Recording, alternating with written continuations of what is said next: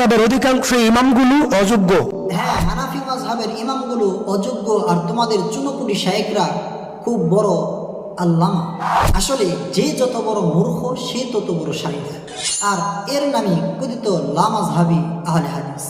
হানাফি আলিমদের নিয়ে তোমার এত মাথা ব্যথা কেন? তোমার শায়েখদের বিষয়ে তোমার মাথা ব্যথা নাই? শায়েখরা কি পরিমাণে যোগ্য এগুলো এখন বাংলার মানুষ চিনতে বাকি রাখে না। আজকে তোমাদের শায়েখদের যোগ্যতার প্রমাণ ভিডিওর মাধ্যমে করো।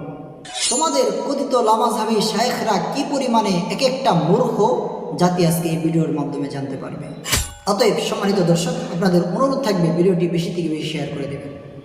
বুখারী শরীফের 80 নম্বর হাদিসের বর্ণনা, আল্লাহর নবীজি সাল্লাল্লাহু আলাইহি ওয়াসাল্লাম ইরশাদ করেছেন, কিয়ামতের অন্যতম একটি আলামত হচ্ছে ইলম উঠিয়ে নেওয়া হবে আর অজ্ঞতা বিস্তার লাভ করবে।